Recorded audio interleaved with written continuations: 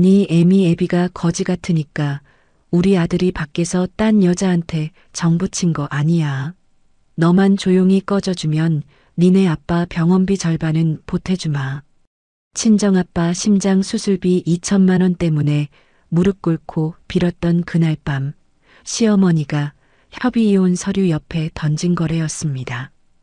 어이가 없어서 말도 안 나오더라고요. 남편은 옆에서 내연녀 임신했다며 도장이나 찍으라고 무미건조하게 통보했고요. 저는 그 자리에서 결혼반지 빼서 서류 위에 던지고 빈 캐리어 하나 끌고 새벽 2시에 그 집을 나왔습니다. 그런데 딱 일주일 뒤 시댁이 풍비박산 나기 시작했어요. 시어머니한테서 부재중 전화 100통, 음성 메시지 12통이 하루 만에 쏟아지는데 저는 단 한 통도 받지 않았습니다.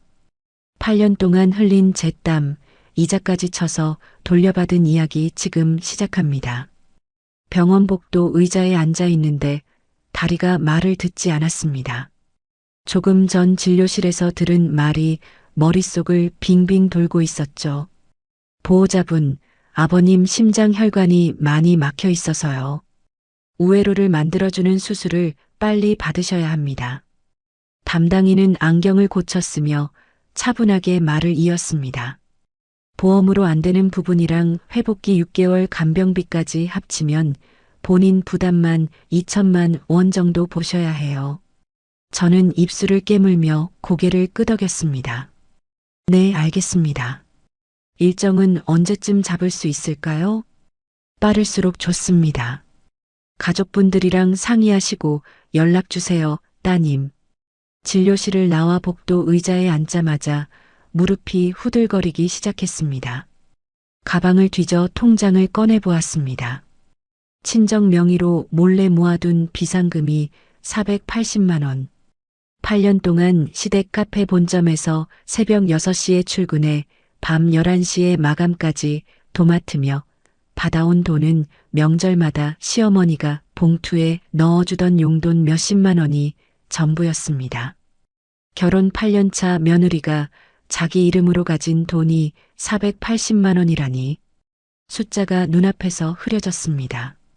한참을 그렇게 앉아 있다가 겨우 일어나 시댁 카페 본점으로 향했습니다. 사무실 문을 열자 시어머니가 장부를 들여다보고 있었습니다. 저는 가방을 내려놓고 시어머니 앞에 고개를 깊이 숙였습니다. 어머님, 드릴 말씀이 있어서 왔어요. 무슨 일인데? 시어머니가 안경 너머로 저를 쳐다봤습니다. 친정아빠가 심장 수술을 받으셔야 하는데 비용이 2천만 원이나 들어요. 8년 동안 제가 매장에서 일한 거 어머님도 아시잖아요. 매달 월급 명목으로라도 도와주시면 안 될까요? 부탁드려요, 어머님.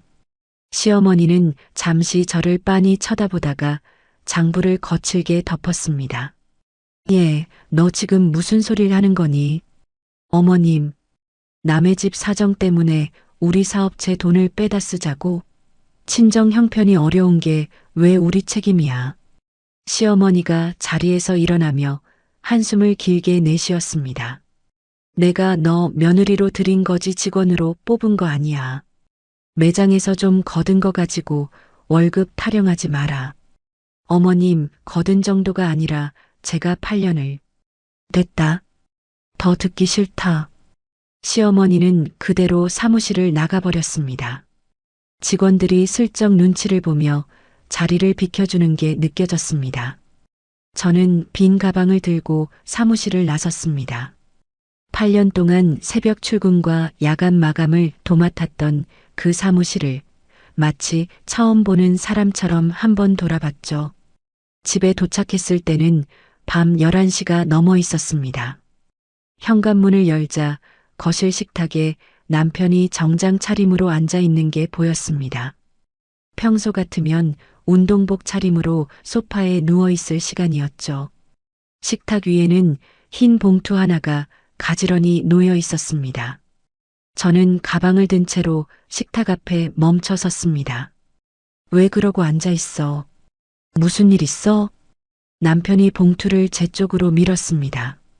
이거 한번 봐. 봉투 안에는 협의이혼 서류와 위자료, 재산분할 포기 각서가 들어 있었습니다. 손이 미세하게 떨렸지만 저는 서류를 끝까지 펼쳐봤습니다. 이게 뭐야? 보면 알잖아. 민호 씨, 지금 장난해?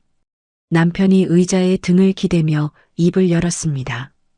장난 아니야. 정리하자. 정리? 무슨 정리?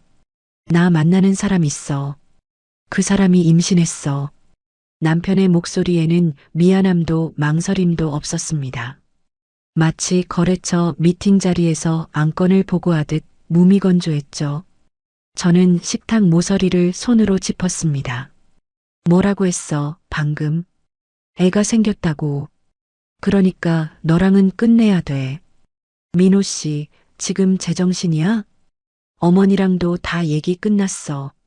너 도장만 찍으면 돼. 그 순간 현관 비밀번호 누르는 소리가 들렸습니다. 시어머니가 자기 집처럼 문을 열고 들어와 식탁으로 다가왔습니다. 얘 와 있었니? 시어머니가 의자를 빼서 남편 옆에 앉았습니다. 저는 시어머니를 똑바로 쳐다봤습니다. 어머님도 이거 알고 계셨던 거예요? 알다 뿐이니. 내가 정리시킨 거지. 시어머니가 다리를 꼬며 저를 위아래로 훑쳤습니다. 솔직히 말해서 친정 형편이 그 모양이니까 우리 아들이 밖에서 마음 둘 때를 찾은 거 아니겠니? 너도 짚히는 거 있잖아. 어머님, 너만 조용히 나가주면 친정 아버지 병원비 절반은 보태주마. 어떠냐? 저는 식탁 위 서류를 내려다봤습니다. 손가락 끝에서 시작된 떨림이 어깨까지 올라왔습니다. 8년이라는 시간이 한꺼번에 발끝으로 빠져나가는 기분이었죠. 저는 가방을 다시 어깨에 맸습니다. 어머님, 한 가지만 물을게요. 뭔데? 8년 동안 제가 매장에서 일한 거 어머님 머릿속에서는 뭐였어요? 시어머니가 코웃음을 쳤습니다. 며느리가 시댁 일 거드는 게 뭐가 그렇게 대단해. 다 그러고 살아.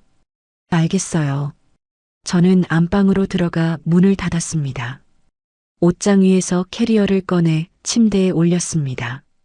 당장 입을 옷 몇 벌, 신분증, 통장 한 권.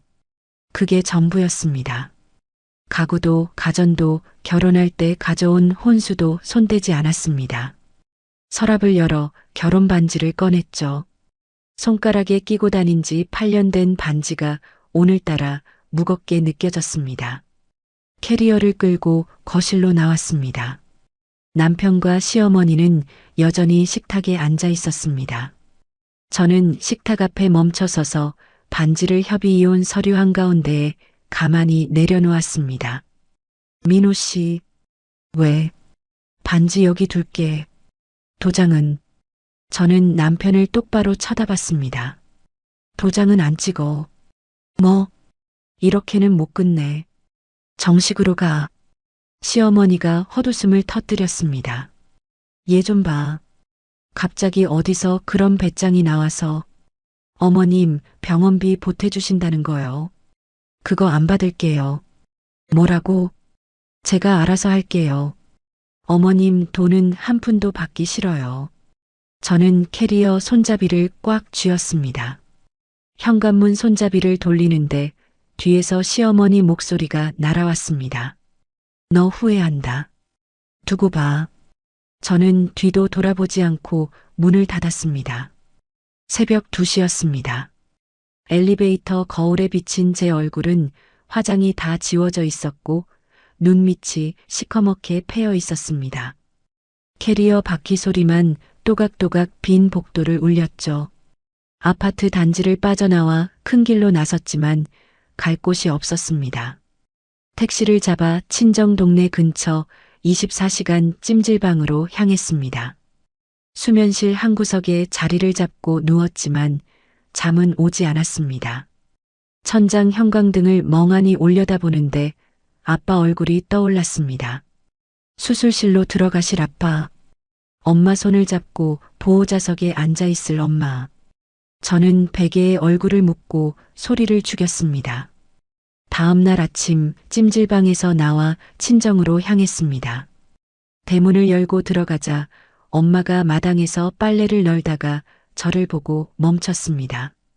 어머, 우리 딸 어쩐 일이야. 저는 캐리어를 얼른 등 뒤로 숨겼습니다. 그이가 출장 가서 잠깐 와 있으려고. 출장? 갑자기? 응, 한 달 정도. 회사 일 때문에. 엄마가 제 얼굴을 한참 들여다봤습니다. 저는 얼른 시선을 피하며 부엌으로 들어갔죠. 엄마, 내가 아침 차릴게. 아빠는? 안방에 계셔. 어제 약 드시고 좀 주무셨다. 저는 앞치마를 두르고 냉장고를 열었습니다. 밥을 안 치는데 손이 자꾸 떨렸습니다. 된장찌개를 끓이다 말고 화장실로 들어가 문을 잠갔죠. 수도꼭지를 틀어놓고 변기 위에 앉아 입을 손으로 막았습니다. 소리가 새어나가지 않게. 아빠한테는, 엄마한테는 절대로. 한참을 그렇게 있다가 세수를 하고 나왔는데 부엌 식탁 위에 따뜻한 보리차 한 잔이 놓여 있었습니다. 엄마는 거실 소파에 앉아 텔레비전만 보고 있었죠. 저는 보리차를 들고 엄마 옆에 앉았습니다. 엄마는 제 손등을 가만히 쓰다듬으며 입을 열었습니다. 우리 딸, 천천히 말해도 돼. 저는 보리차 잔을 두 손으로 꼭 쥐었습니다. 오후에 친정 근처 부동산을 돌았습니다. 보증금 300만 원에 월세 35만 원짜리 고시텔 방을 계약했습니다. 복도식 건물 4층, 창문 하나에 책상 하나, 침대 하나. 문을 닫으면 양팔을 다 벌리기도 어려운 좁은 방이었지만 제 이름으로 된 첫 번째 공간이었습니다. 캐리어를 한 구석에 세워두고 침대에 걸터 앉았습니다. 8년 만에 처음으로 누구의 며느리도 누구의 아내도 아닌 공간 안에 들어와 있다는 게 낯설었죠. 벽지를 한참 들여다봤습니다. 해가 다 지고 방 안이 어두워지도록 그렇게 앉아 있었습니다. 밤이 깊어 침대에 누웠는데 핸드폰이 진동했습니다. 남편이었습니다. 도장 언제 찍으러 올 거야? 마침표 하나 없는 짧은 문장. 저는 답장 대신 핸드폰 메모장을 열었습니다. 병원 원무가 번호를 찾아 저장하고 메모를 달았습니다. 수술비 분할 납부 상담. 화면을 끄고 천장을 올려다봤습니다. 내일 아침 9시에 원무과로 전화를 걸어야겠다고 그것만 생각했습니다. 다음 날 아침 9시 정각 원무과에 전화를 걸었습니다. 네, 원무과입니다. 안녕하세요. 환자 보호자인데요. 수술비 분할 납부 상담을 좀 받고 싶어서요. 성함이랑 환자분 정보 알려주시겠어요? 저는 또박또박 아빠 이름과 주민등록번호 앞자리를 불러줬습니다. 상담사는 잠시 자판 두드리는 소리를 내더니 차분하게 안내를 시작했습니다. 보호자분, 오후 2시에 사회복지팀 상담실로 와주시면 분할 납부 약정이랑 저소득층 의료비 지원 신청 같이 도와드릴 수 있어요. 네, 꼭 가겠습니다. 감사합니다. 전화를 끊고 노트를 펼쳤습니다. 비상금 480만 원, 큰 이모님께 빌릴 수 있는 돈 얼마, 보험 약관에서 뺐을 수 있는 돈 얼마, 신용대출 한도 얼마. 숫자들을 한 줄씩 손글씨로 적어 내려갔죠. 칸을 메워가는 동안 손이 차분해지는 게 느껴졌습니다. 오후에 병원 사회복지팀 상담실 문을 두드렸습니다. 40대 초반쯤 되어 보이는 여자 담당자가 자리를 권했습니다. 보호자분 앉으세요. 신청서부터 같이 작성해 볼게요. 네, 잘 부탁드립니다. 우선 분할은 24개월까지 나눠드릴 수 있고요. 지원금 신청은 결과 나올 때까지 한 달 정도 걸려요. 그동안 입원하시는데 문제 없도록 약정서 먼저 처리해 드릴게요. 저는 신청서 칸을 채우며 고개를 끄덕였습니다. 신청인 자필 서명여기랑 여기 한 번 더 부탁드려요. 펜 끝이 종이에 닿는 순간 가슴 속 무언가가 조금 풀리는 기분이 들었습니다. 상담을 마치고 친정으로 돌아오자 엄마가 부엌에서 물을 썰고 있었습니다. 저는 엄마 옆에 가서 도마를 같이 잡았습니다. 엄마, 나 부탁이 있어. 뭔데? 아빠한테는 그이 출장 얘기 그대로 가줘. 한 달 동안 회사 일로 친정 근처에서 출퇴근하게 됐다고. 엄마가 칼질을 멈추고 저를 봤습니다. 우리 딸, 아빠 수술 끝나고 회복하실 때까지만, 그때까지만 모르게 해줘, 엄마. 엄마는 한참 동안 저를 쳐다보다가 다시 물을 썰기 시작했습니다. 알았다. 엄마가 입 다물게. 고마워. 근데 너 혼자 다 짊어지지 마라. 엄마가 모르는 척 해줄 뿐이지 진짜 모르는 거 아니야. 저는 그저 고개만 끄덕였습니다. 말을 더하면 또 울 것 같아서요. 집으로 돌아온 저녁 책상 서랍 깊은 곳에서 오래된 명함첩을 꺼냈습니다. 결혼 전 호텔 베이커리에서 일할 때 받았던 명함들이었죠. 먼지가 앉은 비닐 포켓을 한 장 한 장 넘기는데 익숙한 이름들이 눈에 들어왔습니다. 선임 셰프 한 분, 같이 일하던 동료 2명. 저는 핸드폰을 꺼내 짧은 메시지를 보냈습니다. 안녕하세요, 한지우예요. 오랜만에 연락드려서 죄송해요. 혹시 시간 되실 때 통화 한번 가능할까요? 답장은 다음날 오전에 왔습니다. 호텔 시절 같이 일하던 동료가 동네 베이커리 한 곳을 알려줬습니다. 오후 3시라는 이름의 작은 가게가 직원을 구한다고요. 저는 바로 전화를 걸어 면접 약속을 잡았습니다. 다음 날 오전 10시 베이커리 문을 열고 들어가자 50대 후반쯤 되어 보이는 사장이 앞치마를 두른 채 진열대를 닦고 있었습니다. 안녕하세요. 면접 보러 왔어요. 한지우라고 합니다. 아, 오세요. 이력서 가져오셨죠? 사장은 카운터 옆 작은 테이블에 저를 앉히고 이력서를 한참 들여다봤습니다. 호텔에서 일하셨네요. 그것도 꽤 오래. 네, 결혼 전까지 7년 정도요. 근데 우리 가게는 너무 작아서요. 파티시의 자리는 이미 다 찼고. 저는 무릎 위에 손을 얹고 사장 말을 끝까지 들었습니다. 오픈 준비 보조 자리는 있어요.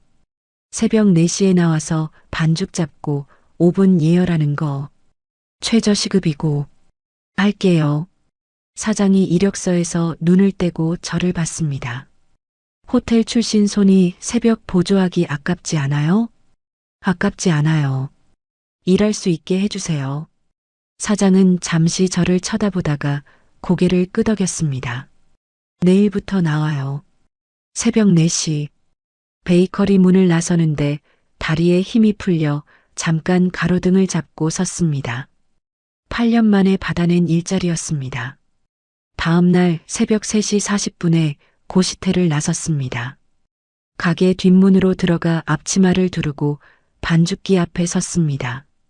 밀가루 봉투를 끌어와 계량을 시작하는데 손이 미세하게 떨렸습니다.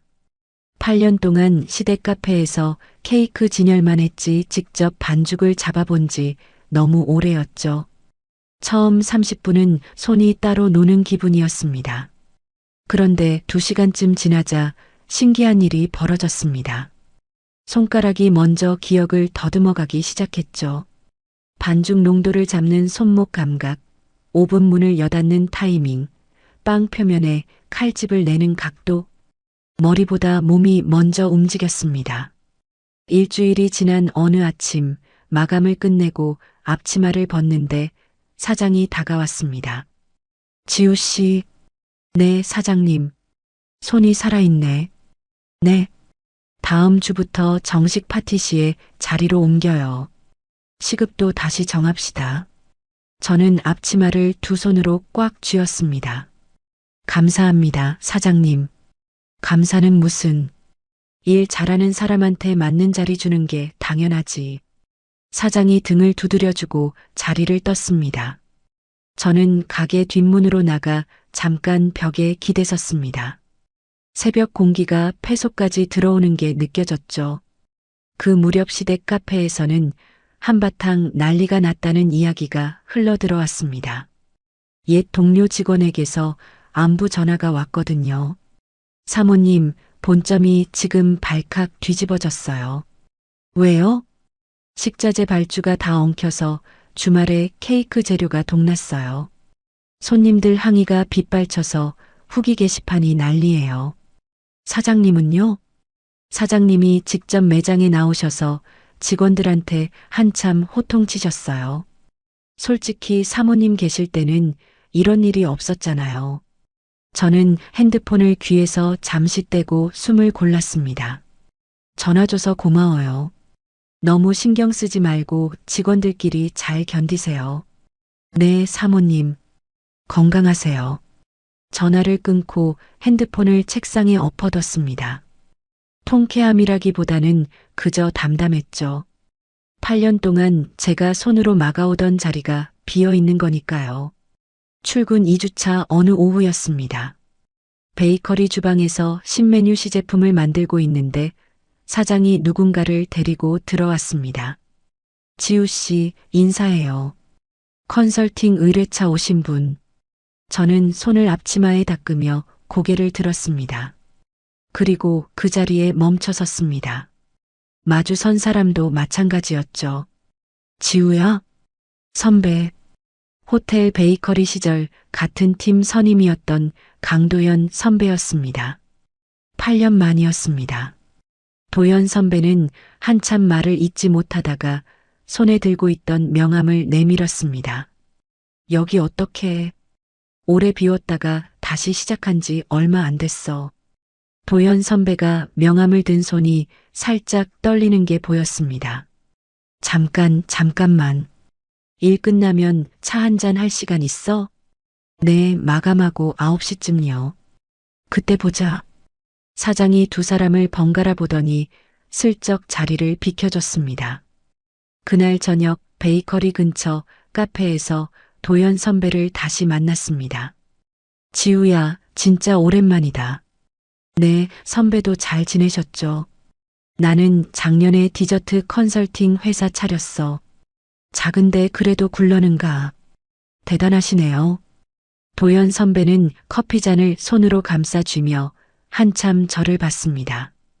지우야, 묻기 좀 그런데. 네. 왜 호텔 그만뒀어? 그때 너 진짜 잘 만들었잖아. 저는 컵 안얼음만 들여다봤습니다. 결혼하면서요. 시댁 일 도와야 한다고 해서. 그래서 8년 동안 빵은 안 잡았어? 네. 도연 선배가 입을 꾹 다물었습니다. 뭔가 말하려다 삼키는 표정이었죠. 지우야, 내가 제안 하나 해도 될까? 네, 말씀하세요. 우리 회사에서 외주로 메뉴 개발 일을 좀 받아주면 어떨까? 베이커리 일 그대로 하면서 건당으로 계약하는 거. 부담 없게. 저는 잠시 도연 선배 얼굴을 봤습니다. 정말 괜찮은 일이에요? 내가 너 손 안다. 그때나 지금이나 이 일할 사람이야. 그 말이 이상하게 가슴 한쪽에 박혔습니다. 저는 천천히 고개를 끄덕였죠.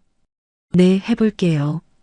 첫 외주 작업은 신생 카페의 시즌 메뉴 3종이었습니다. 일주일 동안 베이커리 마감 후 고시텔로 돌아와 새벽까지 시제품을 그렸습니다. 레시피 노트에 재료 비율을 적고 데코를 스케치하고 보관 온도와 유통기한까지 빠짐없이 정리했죠. 납품을 마친 다음 날 도연 선배 회사에서 거래 명세서가 왔습니다. 한지우 귀하. 8년 만에 제 이름으로 받은 첫 거래 명세서. 저는 명세서를 한참 들여다봤습니다. 종이가 따뜻하게 느껴지는 게 이상했습니다. 며칠 뒤 도연 선배에게서 전화가 왔습니다. 지우야, 시간 있으면 사무실로 한번 와줄래? 무슨 일 있으세요? 와서 얘기하자. 도연 선배 사무실은 작지만 깔끔했습니다. 회의 테이블에 마주 앉자마자 선배가 본론을 꺼냈습니다. 지우야, 외주 말고 우리 회사로 들어와 줄 수 있어? 정식으로요? 월 350만 원 고정에 성과급 별도, 4대 보험 다 들어가고. 저는 테이블 위에 손을 가만히 올려놨습니다. 선배, 저 지금 상황이 좀 복잡해요. 알아도 돼? 모르면 모르는 대로 좋고. 저는 잠시 망설이다가 입을 열었습니다. 이혼 절차 들어가야 해요. 도연 선배는 별다른 표정 변화 없이 고개를 끄덕였습니다. 그건 내일이야. 나는 네가 일할 수 있는 자리만 만들면 되고. 생각해보고 답 드려도 될까요? 이번 주말까지 줘. 사무실을 나서는데 핸드폰이 진동했습니다. 엄마였습니다. 우리 딸, 아빠 수술 날짜 잡혔다. 3주 뒤래. 응, 알았어, 엄마. 내가 병원 가서 다시 확인할게. 전화를 끊자마자 또 진동이 울렸습니다. 이번엔 남편이었습니다.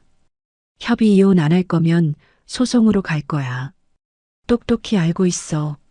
저는 그 문자를 한참 들여다봤습니다. 손이 떨릴 줄 알았는데 떨리지 않았죠. 처음이었습니다. 남편 문자를 보고도 손이 멀쩡한 게. 그날 밤 고시텔 책상 앞에 앉아 노트를 펼쳤습니다. 도연 선배 회사로 옮기는 일정을 적어 내려갔습니다. 베이커리 사장님께는 2주 인수인계 기간을 약속드리고 다음 달 1일부로 출근. 펜을 내려놓고 의자에 등을 기댔습니다. 창밖으로 가로등 불빛이 비스듬히 들어와 책상을 비추고 있었죠. 내일은 베이커리 사장님께 먼저 말씀을 드려야겠다. 저는 그것만 생각하며 형광등을 껐습니다. 수술 전날 저녁 병원 5층 입원실 앞 간호 데스크에 섰습니다. 간호사가 서류 한 장을 내밀었습니다. 보호자분, 수술 동의서에 서명 부탁드려요. 네, 어디에 쓰면 될까요? 여기 보호자란이요. 환자분과 관계도 같이 적어주시고요. 저는 펜을 받아들고 잠시 멈췄습니다. 보호자란 옆 빈칸을 들여다봤죠.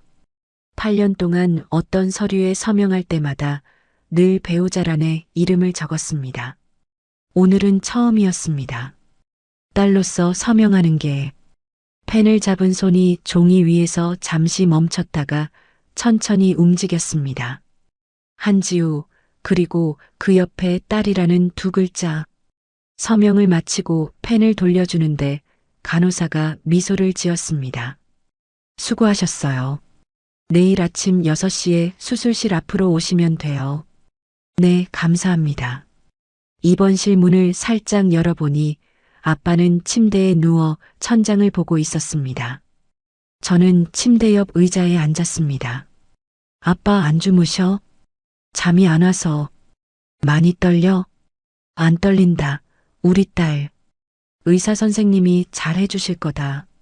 아빠가 제 손을 잡았습니다. 손이 얼음장처럼 차가웠죠. 아빠 손 왜 이렇게 차? 늙으면 다 그래. 이불 더 끌어줄까? 됐다. 너나 좀 쉬어. 출장 다녀온 사람이 매일 병원 들락거리느라고. 저는 입술을 살짝 깨물며 고개를 끄덕였습니다. 내일 끝나면 같이 죽 먹자, 아빠. 그래, 죽 먹자. 아빠 손등을 가만히 쓰다듬다가 병실을 나왔습니다. 복도에서 잠시 벽에 기대 섰는데 가슴이 묵직했죠. 다음 날 새벽 6시 수술실 앞에 섰습니다. 엄마가 먼저 와서 보호자 의자에 앉아 있었습니다. 이동 침대가 복도로 나오자 저는 아빠 손을 잡았습니다. 아빠 다녀와요. 우리 딸 걱정 말아라. 엄마랑 여기서 기다릴게. 자동문이 천천히 열렸다 닫혔습니다. 문이 닫히는 순간 다리에 힘이 풀려 그대로 의자에 주저앉았죠. 엄마가 옆에서 제 어깨를 끌어안았습니다. 우리 딸, 엄마가 다 알아. 다 알고 있었어. 엄마, 고생했다. 우리 딸. 고생 많이 했어. 엄마 목소리가 떨리고 있었습니다. 평소 같으면 무덤덤하게 어깨를 두드려주고 말 엄마가 처음으로 제 옆에서 흐느꼈죠.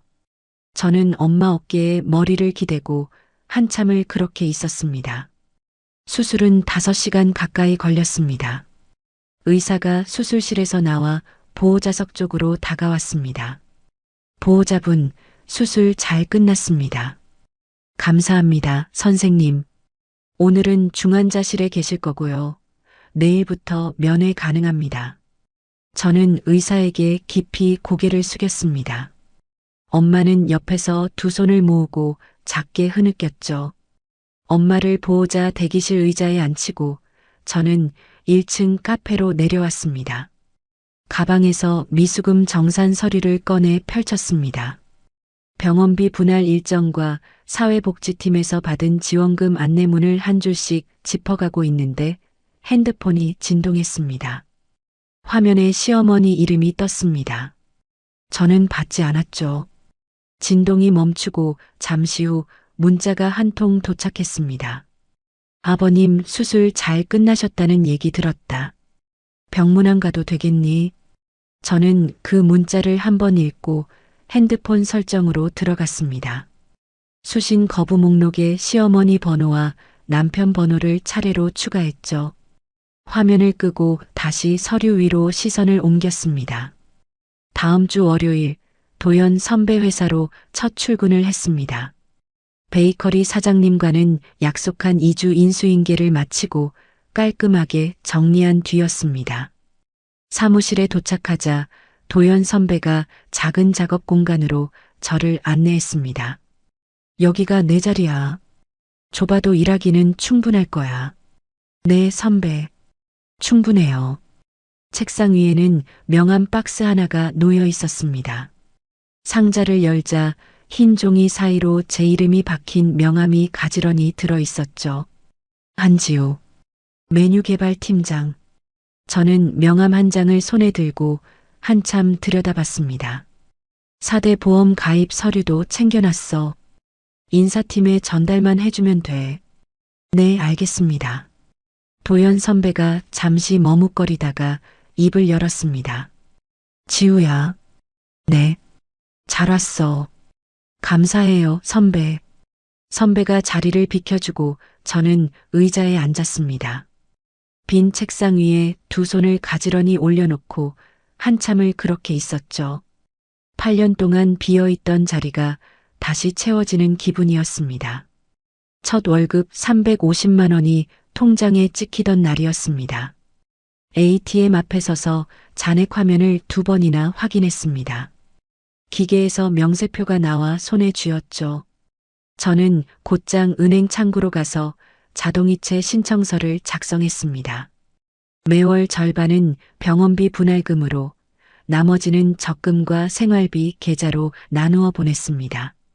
같은 주 어느 점심시간 회사 휴게실에서 커피를 마시고 있는데 한 여자분이 들어왔습니다.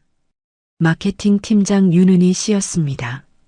저와 또래로 보였고 짧은 단발머리에 차분한 인상이었죠. 지우 씨, 이거 같이 드실래요? 빵 좀 사왔는데. 감사합니다, 팀장님. 같이 좀 앉아도 돼요? 네, 앉으세요. 은희 씨가 맞은편 의자에 앉으며 빵 봉지를 내려놨습니다.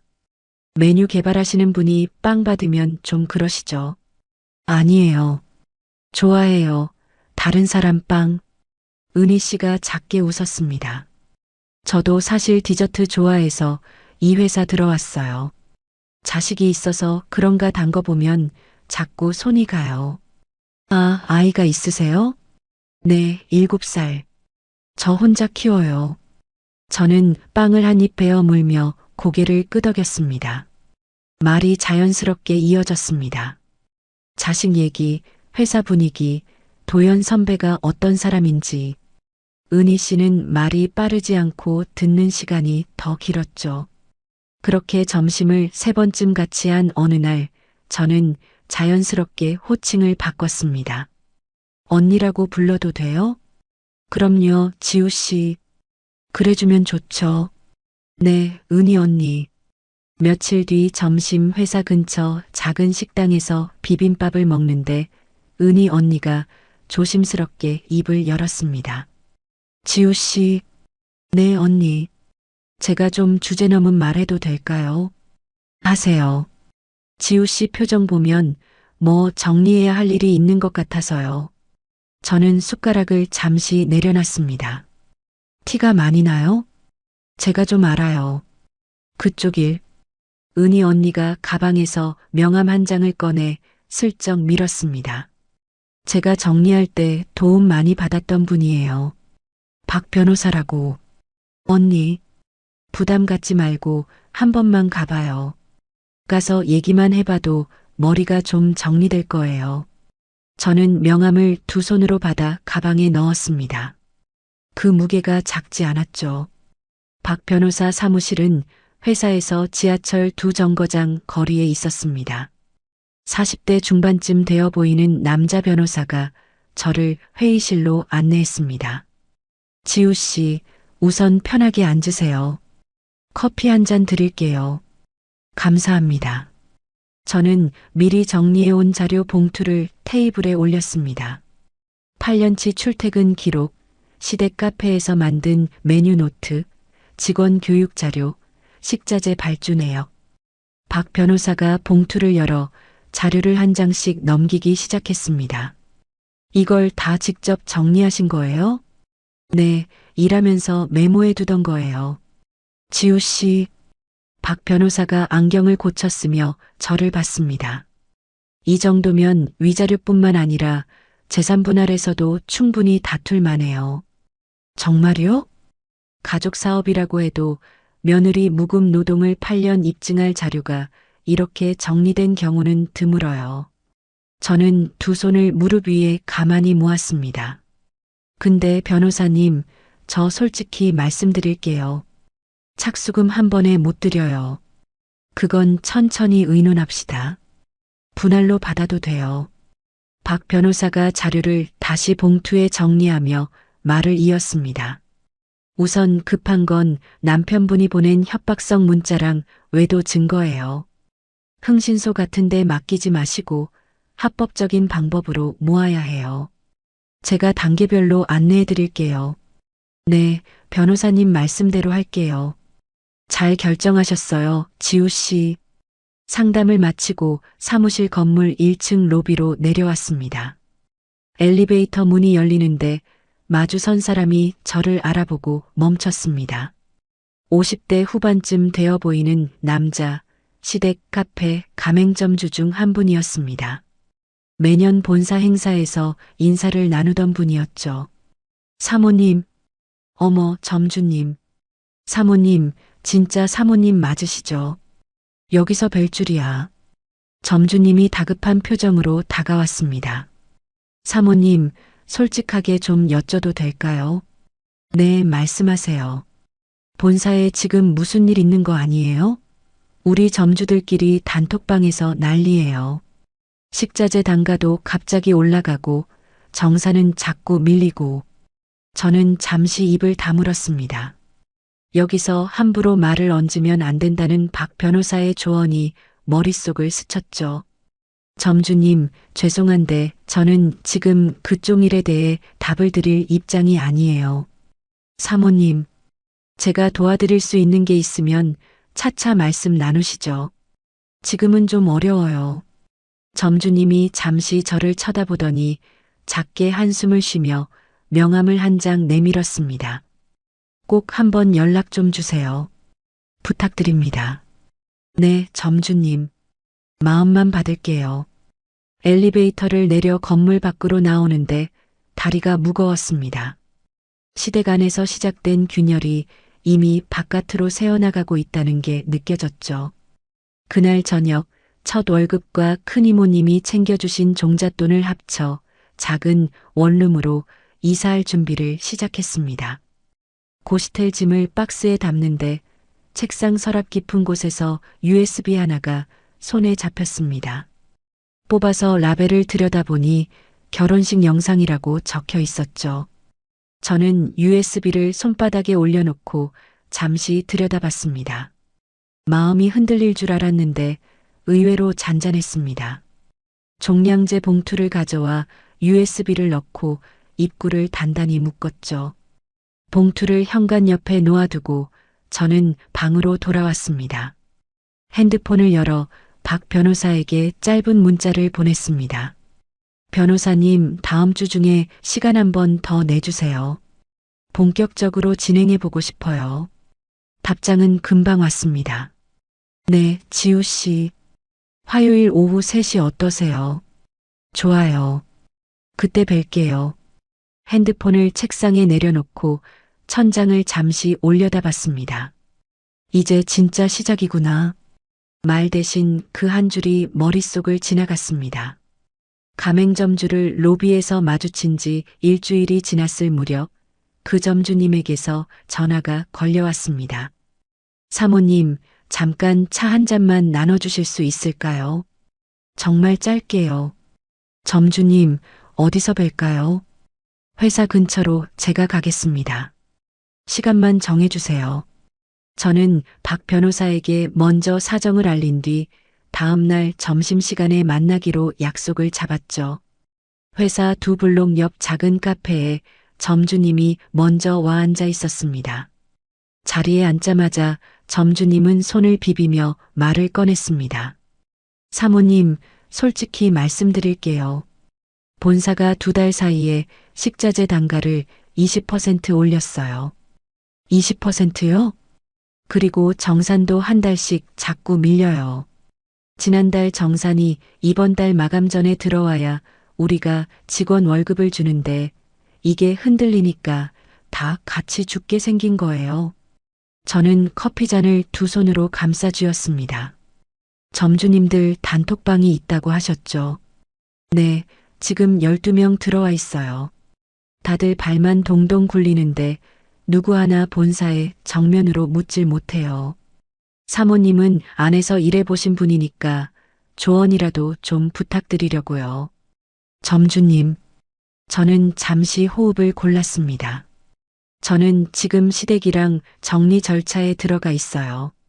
점주님께 사적으로 조언을 드리면 점주님께도 저한테도 다 해가 돼요. 사모님, 제 변호사님이랑 먼저 의논하고 답을 드릴게요. 그 전까지는 점주님들끼리 일을 진행하시는 거예요. 저는 모르는 사람이에요. 점주님이 잠시 입을 다물고 저를 봤습니다. 알겠습니다. 그 정도만 해도 큰 힘이에요, 사모님. 점주님, 한 가지만요. 자료는 잘 챙겨두세요. 단가 인상 공문, 정산 지연 내역, 본사가 보낸 문자 같은 거. 무슨 일이 생기더라도 그게 점주님들 지키는 거예요. 점주님이 천천히 고개를 끄덕였습니다. 그날 오후 박 변호사 사무실로 곧장 향했습니다. 회의실에 마주 앉자 박 변호사는 안경을 고쳤으며 펜을 들었죠. 지우 씨, 결론부터 말씀드릴게요. 가맹점주분들이랑은 절대 직접 만나지 마세요. 네, 변호사님. 그분들이 본사를 상대로 분쟁을 시작하면 그 자체가 우리 재산분할 소송에서 시댁 카페가 부실하게 굴러갔다는 정황 증거가 돼요. 그래서 더 거리를 둬야 한다는 거죠. 맞아요. 지우 씨가 그쪽에 한마디라도 얹으면 저쪽 변호사가 지우 씨를 분쟁 배우로 몰아갈 수 있어요. 박 변호사가 펜으로 메모지를 톡톡 두드리며 말을 이었습니다. 가만히 계세요. 그게 지금 지우 씨가 할 수 있는 가장 강한 일이에요. 네, 변호사님 말씀대로 할게요. 그 주 주말이었습니다.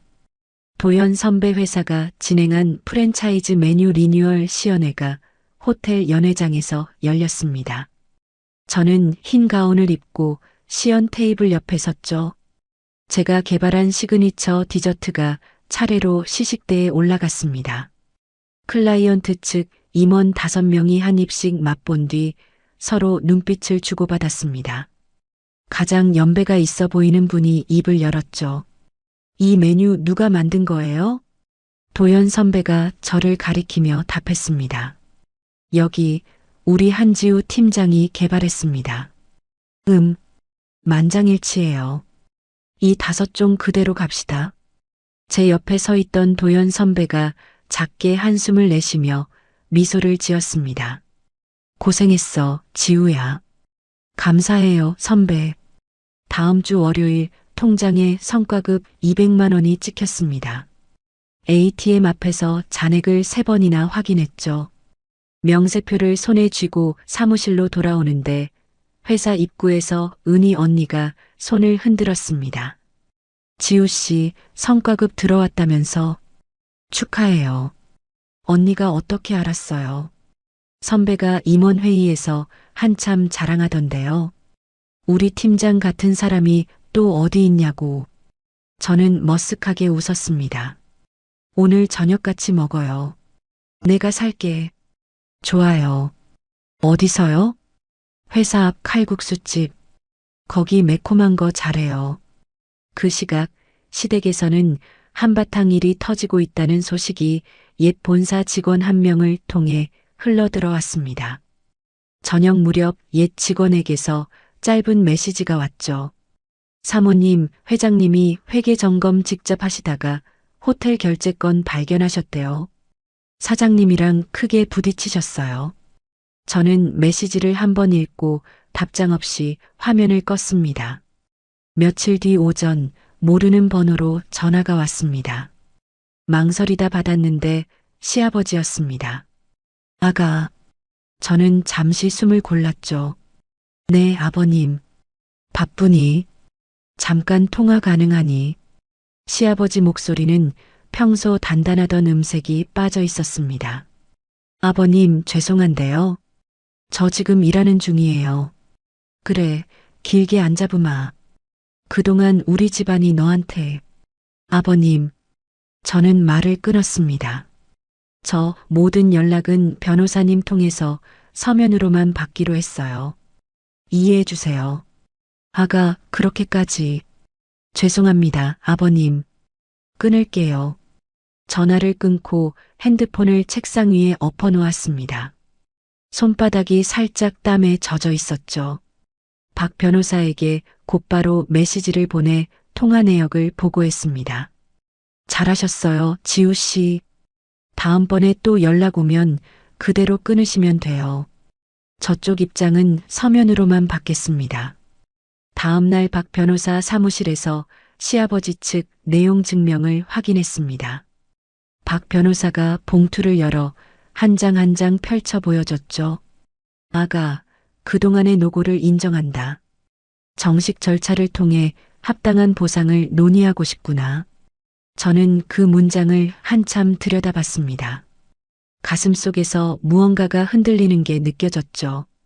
박 변호사가 저를 보더니 안경을 고쳐 썼습니다. 지우 씨, 네.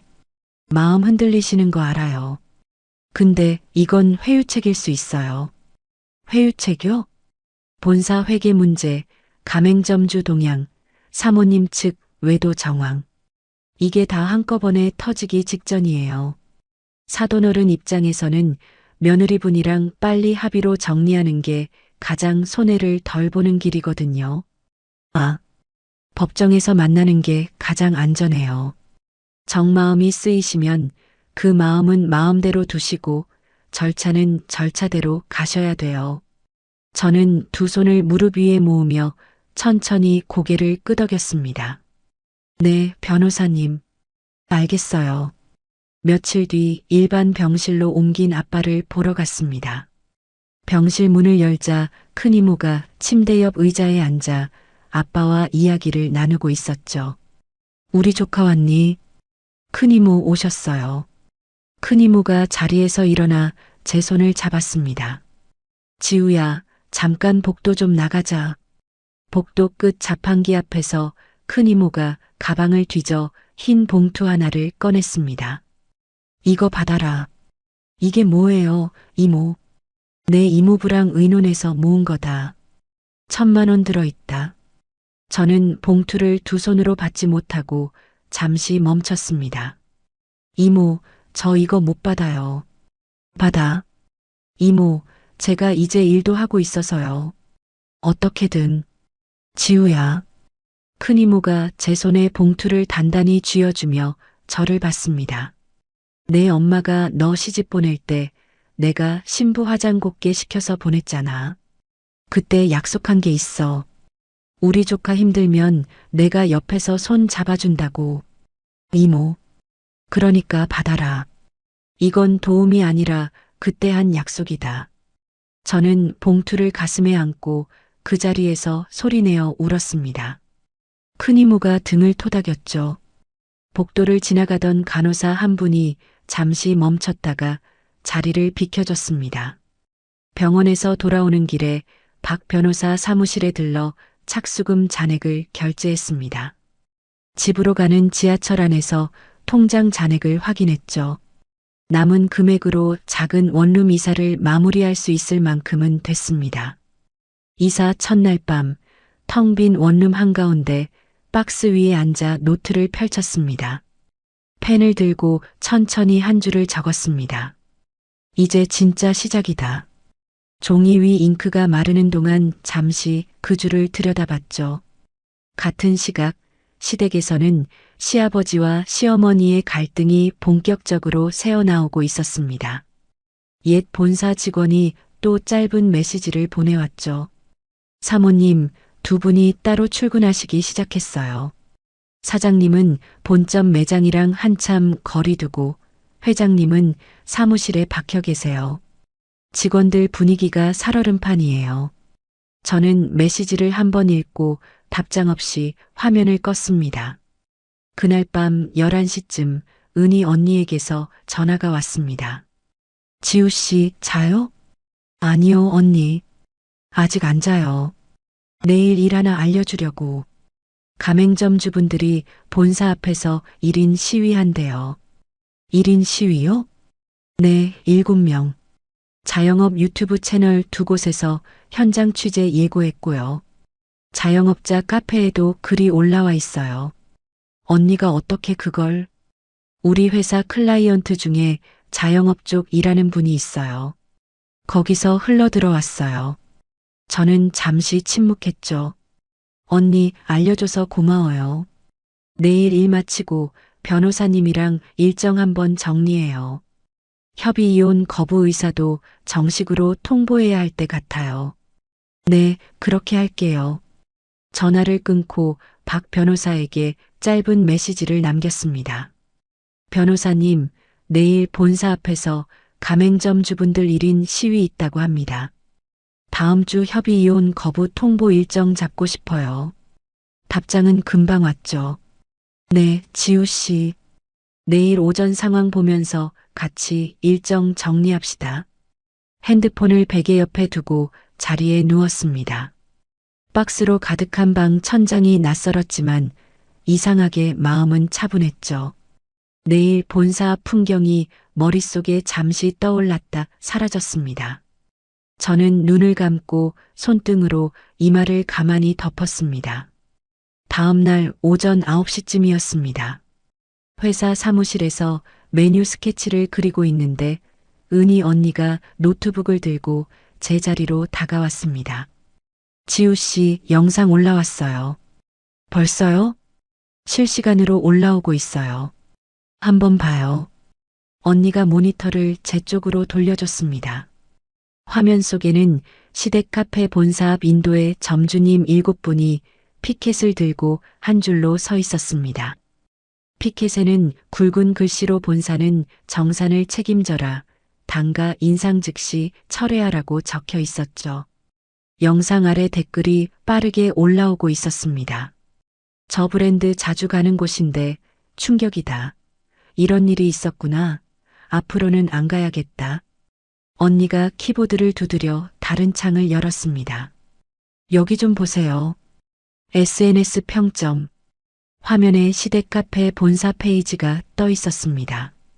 평점 별이 4.2에서 어제부터 빠르게 떨어지더니 그 자리에서 2.8까지 내려갔죠. 하루 만에 이렇게 빠지면 회복 거의 못해요. 언니, 지우 씨는 가만히 있어요. 우리는 우리 일만 하면 돼요. 저는 노트북에서 시선을 떼고 다시 스케치 노트로 눈을 돌렸습니다. 연필을 잡은 손에 힘을 주는데 핸드폰이 진동했습니다. 화면을 보니 시어머니였습니다. 받지 않고 화면을 엎어뒀죠. 5분 뒤 또 진동, 10분 뒤 또 진동. 점심시간이 되기 전까지 시어머니에게서 부재중 전화가 24통이 쌓였습니다. 저는 핸드폰 무음 모드로 돌리고 점심을 먹으러 나갔죠. 오후 3시 책상으로 돌아와 핸드폰을 확인했습니다. 음성 메시지 12통, 부재중 전화 100통이 넘었습니다. 녹음된 음성 메시지를 한 통만 눌러봤죠. 지우야, 한 번만 보자. 응? 다 풀어보자. 한 번만 만나서. 어머니가 잘못한 거 있으면 사과할게, 아가. 목소리가 떨리고 있었습니다. 평소 같으면 절대 듣지 못했을 톤이었죠. 저는 다음 메시지로 넘기지 않고 그대로 화면을 껐습니다. 답장도 회신도 하지 않았습니다. 박 변호사 사무실로 향한 건 그날 저녁이었습니다. 회의실에 마주 앉자 박 변호사가 서류 한 묶음을 테이블 위에 펼쳤습니다.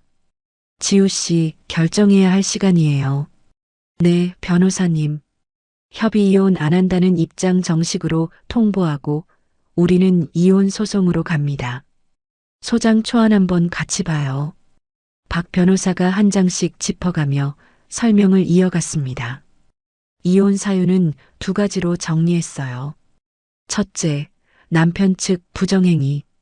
둘째, 시댁의 부당한 가사노동 착취. 2번째 사유도 가능해요? 가능해요. 지우 씨가 정리해 주신 8년치 자료가 있으니까요. 그게 핵심이에요. 저는 소장 초안을 한 줄씩 천천히 읽었습니다. 제가 8년 동안 매장에서 한 일이 글자로 차근차근 적혀 있었죠.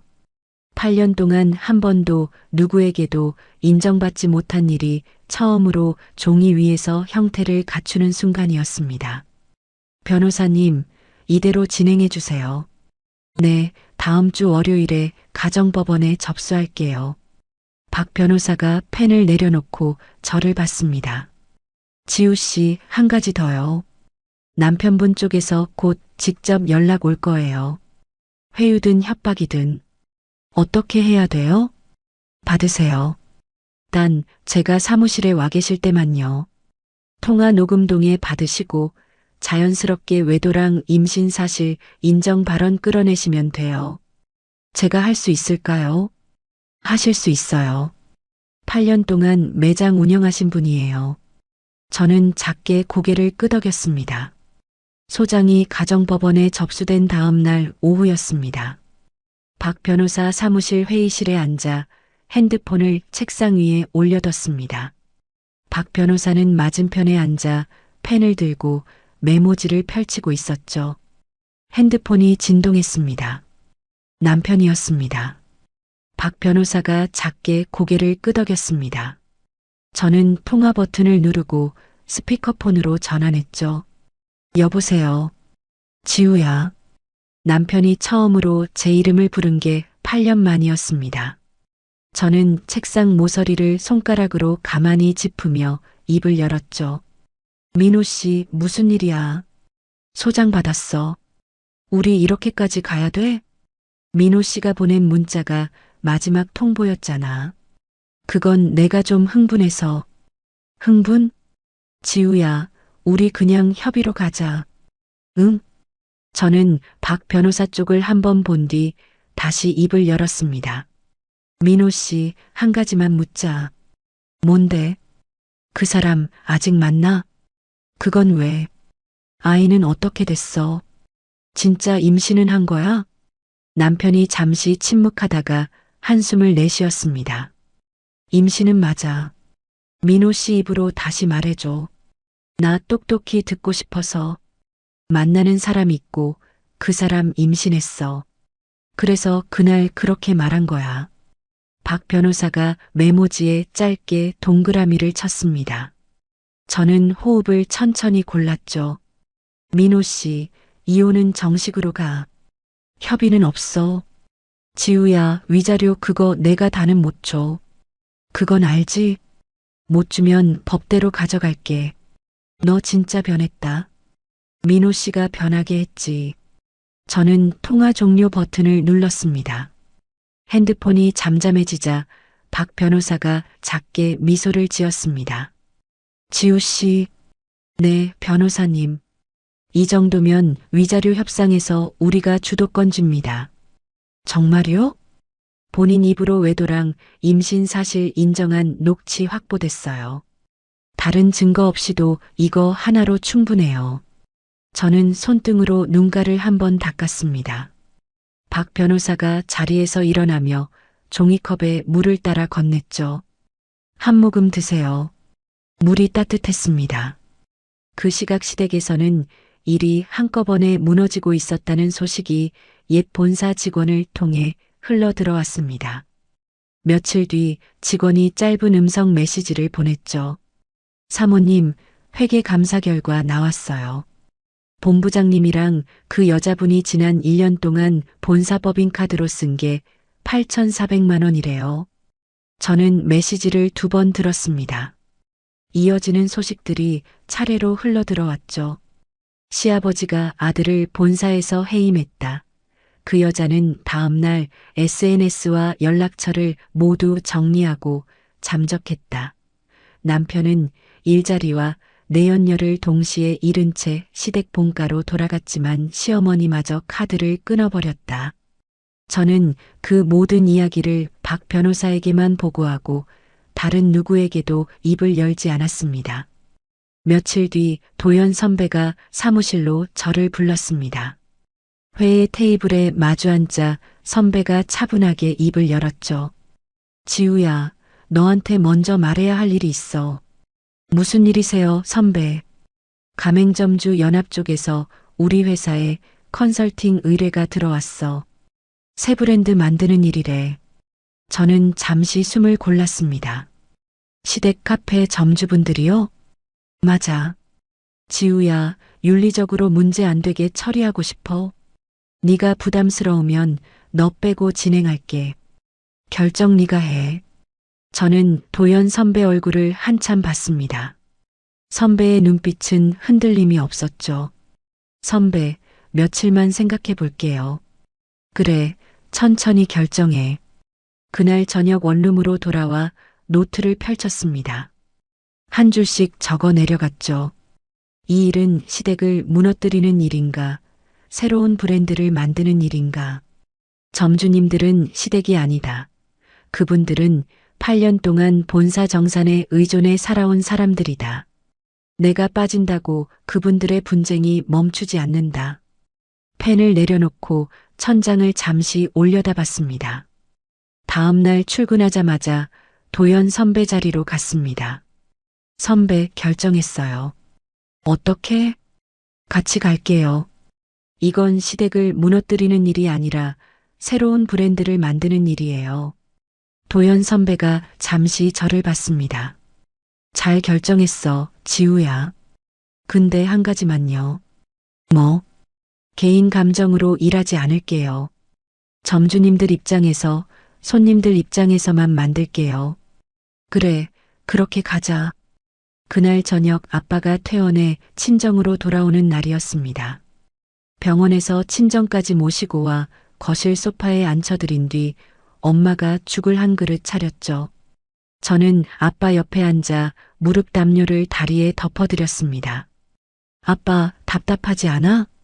괜찮다. 집이 제일 좋다. 엄마가 죽 끓이셨어. 좀 식혀서 드시자. 아빠가 죽을 한 숟갈 떠 입에 넣다가 숟가락을 잠시 내려놓았습니다. 우리 딸. 응, 아빠. 내가 지금 묻는 거 좀 그러면 그냥 대답 안 해도 돼. 뭔데, 아빠? 아빠가 저를 잠시 쳐다봤습니다. 그 사람이 너한테 어떻게 한 거냐? 저는 손에 들고 있던 숟가락을 식탁에 가만히 내려놓았습니다. 아빠, 내 엄마가 며칠 전에 살짝 비쳤어. 다는 안 들었다. 네가 직접 말해야 할 것 같아서. 저는 잠시 무릎 위에 손을 모았습니다. 8년 동안 누구에게도 다 꺼내지 못했던 이야기였죠. 아빠, 다 얘기할게. 천천히 해. 저는 천천히 입을 열었습니다. 8년 동안 새벽에 출근해 야간에 마감했던 일. 명절 용돈 외에 단 한 번도 월급을 받아본 적이 없는 일. 수술비 부탁을 거절당한 그날 밤 식탁 위에 놓여있던 협의이혼 서류. 위자료 절반 보태줄 테니 나가달라는 시어머니의 말.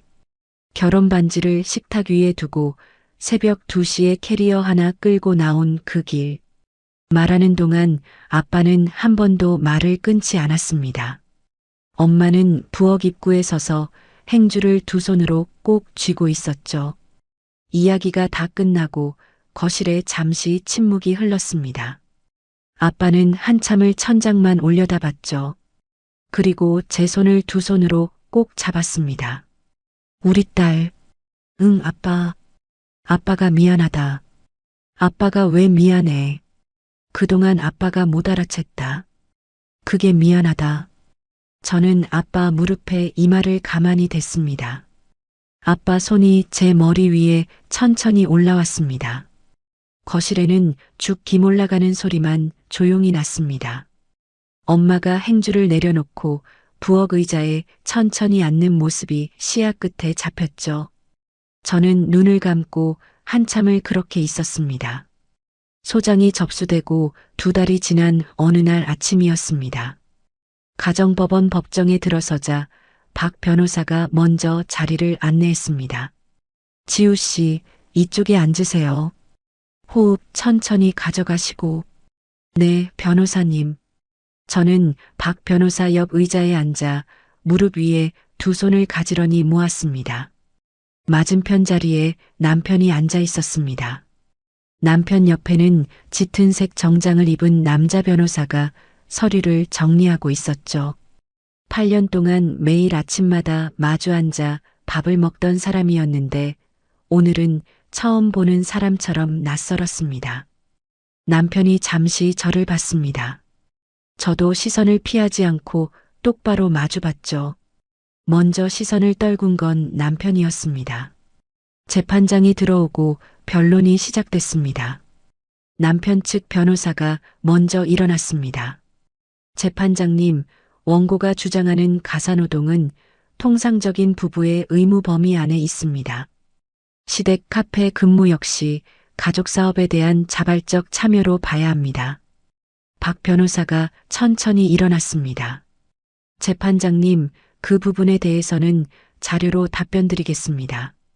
박 변호사가 두꺼운 서류 묶음을 한 장씩 짚어가며 정리해 제출했습니다. 8년치 출퇴근 기록, 메뉴 개발 노트, 직원 교육 자료, 식자재 발주 내역. 제 손글씨가 그대로 남아있는 종이들이 한 장씩 법정 안으로 들어가는 동안 저는 책상 위에 손가락을 가만히 올려두고 있었죠. 박 변호사가 마지막으로 입을 열었습니다. 본사 직원 2분이 증인으로 출석해 주셨습니다. 증인석에 앉은 분 중 한 분은 제가 8년 동안 같이 일했던 매장 매니저였습니다. 다른 한 분은 본사 사무실 격리 담당이었죠. 매장 매니저가 먼저 입을 열었습니다. 사모님이 사실상 매장 운영의 70% 이상을 담당하셨어요. 신메뉴 개발도 사모님이 다 하셨고 직원 교육도 사모님이 하셨어요. 급여는요? 박 변호사가 차분하게 물었습니다. 명절에 봉투 한 번 받는 거 말고는 따로 월급 들어오는 건 못 봤어요. 격리 담당이 이어서 답했습니다. 회계장부 어디에도 사모님 이름으로 들어간 급여 항목은 없었어요. 제가 8년 동안 정산 담당이었으니까 확실해요. 남편이 책상 모서리를 손가락으로 톡톡 두드리기 시작했습니다. 남편 측 변호사가 옆에서 작은 목소리로 무언가를 말했지만 남편은 듣고 있지 않은 표정이었죠. 박 변호사가 마지막 서류를 제출하고 자리에 앉았습니다. 재판장이 짧게 정리했습니다. 오늘 변론은 여기까지 하고 다음 기일에 양측 마무리 의견 듣겠습니다. 법정을 나서는데 박 변호사가 작게 고개를 끄덕였습니다. 지우 씨, 분위기 우리 쪽으로 기울었어요. 정말요? 증인 두 분 진술이 결정적이었어요. 잘 정리해 주셔서 가능한 일이었어요. 저는 그저 가방끈을 꼭 쥐고 고개를 끄덕였습니다. 법원 정문을 향해 걸어 나오는데 정문 옆 화단 쪽에서 누군가 다가왔습니다. 시어머니였습니다. 머리는 평소처럼 단정하게 손질되어 있었지만 화장은 옅었고 입술이 살짝 떨리는 게 보였죠. 예. 저는 그 자리에서 멈췄습니다. 박 변호사가 한 걸음 뒤로 빠지며 시아버지를 향하던 발걸음을 잠시 늦췄습니다. 시어머니가 다가와 제 팔을 잡았습니다. 잠깐만. 본가로 가자. 가서 다 풀어보자. 응? 어머님, 네가 받은 상처는 내가 다 알아. 내가 그동안 잘못한 거 인정할게. 그러니까 한 번만 본가로 가자. 저는 시어머니 손이 닿은 제 팔을 잠시 내려다봤습니다. 8년 동안 한 번도 잡혔던 적이 없는 손이었죠. 이렇게 매달리듯 잡힌 것도 처음이었습니다. 저는 시어머니 손을 천천히 떼어냈습니다. 어머님, 예. 저는 본가로 안 가요. 그동안 잘못하셨다는 말씀은요. 어머님 마음 안에서 정리하시면 돼요. 저한테 풀러 오시는 거 아니에요. 시어머니가 잠시 입을 다물고 저를 봤습니다. 너 진짜 이렇게 끝까지 갈 거니? 네, 끝까지 갈 거예요. 법정에서 만나요, 어머님. 저는 등을 돌렸습니다. 뒤에서 시어머니가 무언가 더 말하려는 목소리가 들렸지만 박 변호사가 자연스럽게 사이를 가로막아줬죠. 법원 정문을 빠져나오자 도연 선배 차가 길가에 세워져 있었습니다. 선배가 운전석 창문을 내리며 손을 흔들었죠. 지우야, 타. 오늘 저녁에 1호점 오픈 행사야. 잊지 않았지. 잠깐만요, 선배. 숨 좀 고르고. 저는 차 옆에 잠시 서서 호흡을 가다듬었습니다. 박 변호사가 등 뒤에서 작게 말했죠. 가세요, 지우 씨. 오늘은 일하는 게 약이에요. 오후 6시 가맹점주 연합의 새 브랜드 1호점 오픈 행사가 시작됐습니다. 매장 이름은 오후의 정원이었습니다. 매장 입구에 화환이 줄지어 서 있었고 가맹점주 7분이 입구에서 손님을 맞고 있었죠. 제가 매장 안으로 들어서자 김점주님이 한 걸음에 다가왔습니다. 사모님 와주셨어요. 점주님 오픈 축하드려요. 사모님 메뉴 5종이 오늘 진열대 한가운데 있어요. 한번 보세요. 저는 진열대 앞으로 다가갔습니다. 8년 동안 시댁 카페 본점 진열대에 올리지 못했던 메뉴들이 오늘 다른 가게의 한가운데에 가지런히 놓여 있었죠. 손님들이 줄을 서서 차례로 디저트를 골랐습니다. 저녁 8시가 넘어가자 김점주님이 매장 안쪽 사무실로 저를 잠시 불렀습니다. 사모님, 오늘 첫날 매출이요. 네. 800만 원 찍었어요. 800만 원이요? 네. 점주들 다 울었어요. 진짜. 김점주님이 두 손을 가만히 마주 쥐었습니다. 사모님 없었으면 여기까지 못 왔어요. 점주님, 그건 제가 한 게 아니에요. 점주님들이 직접 일어선 거예요. 사모님이 디딤돌이 돼주신 거잖아요. 저는 살짝 미소를 지으며 사무실 문을 닫았습니다. 매장 한쪽에서는 자영업 전문 유튜브 채널 한 곳이 짧은 인터뷰를 진행하고 있었습니다. 촬영 감독이 카메라 위치를 잡으며 저에게 물었죠. 한지우 대표님, 짧게 한 말씀만 부탁드려요. 오늘 메뉴 개발하신 셰프로 소개해 드리려고요. 네, 길지 않게요. 카메라 들어갑니다. 휴. 저는 카메라 렌즈를 한번 본 뒤 입을 열었습니다. 오늘 이 자리에 오신 분들은 손님이 아니라 동료라고 생각해요. 점주님들이 새로 시작하시는 가게니까요. 디저트는 만든 사람보다 드시는 분이 더 오래 기억해 주세요. 촬영 감독이 모니터를 보며 짧게 끄덕였습니다. 좋아요. 컷. 영상은 그 주말에 채널에 올라왔습니다. 일주일 만에 조회수가 50만을 넘었죠. 댓글창에는 같은 질문이 끝없이 올라왔습니다. 이 셰프 누구냐? 이 가게 어디냐? 메뉴 어디서 살 수 있냐? 같은 시각, 시댁 카페 본사는 가맹점주 3분의 1이 새 브랜드로 빠져나가면서 흔들리기 시작했습니다. 남아있는 매장들도 매출이 30% 이상 줄었다는 이야기가 옛 직원을 통해 들어왔죠. 시아버지는 직접 매장에 나와 운영을 챙기는 비상체제로 들어갔다고 했습니다. 시어머니는 본가를 나와 강남의 한 호텔 레지던스에 임시 거처를 마련했다는 소식이 박 변호사에게도 전해졌습니다. 시아버지가 시어머니에게 정식으로 이혼 조정 절차를 시작했다는 이야기까지 함께였죠.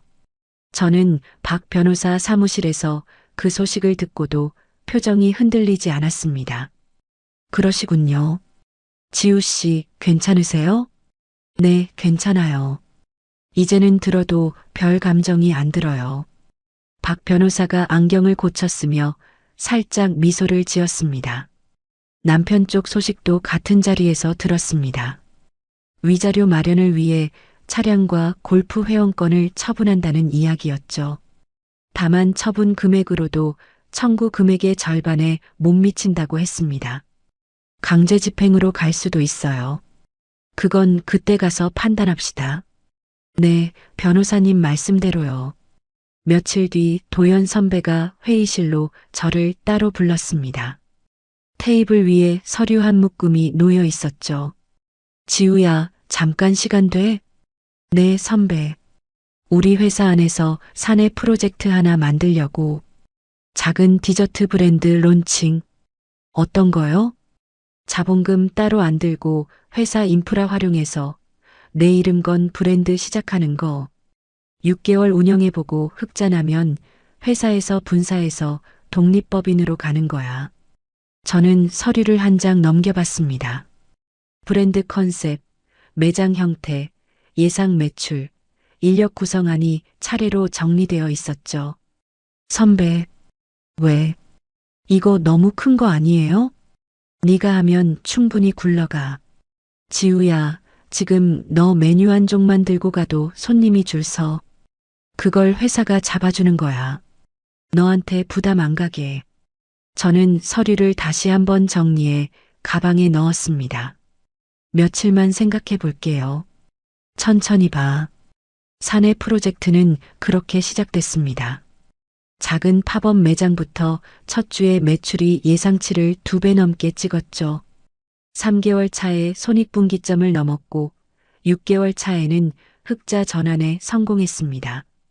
도연 선배가 회사 이사회를 통해 이 사업부를 독립법인으로 분사하는 안건을 통과시켰습니다. 분사 결정이 난 다음 날 선배가 사무실로 저를 불렀습니다. 회의 테이블에 작은 서류 한 부가 놓여 있었죠. 지우야, 앉아. 네, 선배. 신설법인 대표이사 자리 너한테 정식으로 제안해. 선배, 이 회사는 내 이름으로 가는 게 맞아. 나는 임원으로 옆에서 받쳐줄게. 저는 서류 첫 장을 펼쳤습니다. 신설법인 한지우 대표라는 글자가 인쇄되어 있었죠. 손끝으로 그 글자를 가만히 짚었습니다. 8년 전 호텔 베이커리를 떠나던 날에 제가 떠올랐습니다. 그날 사물함을 정리하며 명함 한 장을 비닐 포켓에 넣어두던 손.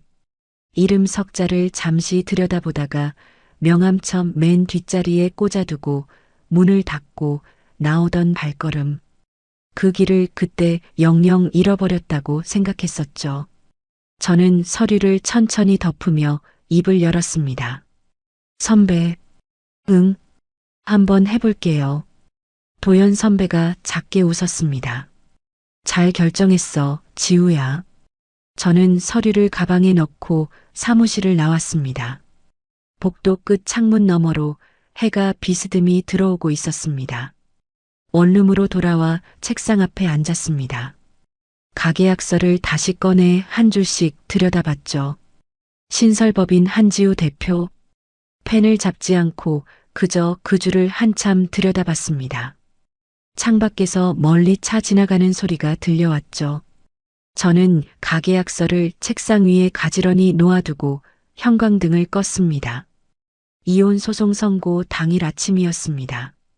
가정법원 앞에 박 변호사가 먼저 와 기다리고 있었습니다. 지우 씨, 오늘만 잘 견디시면 돼요. 네, 변호사님. 판결문은 길지 않을 거예요. 결론만 듣고 나오시면 됩니다. 법정 안으로 들어가 자리에 앉자 맞은편에 남편이 보였습니다.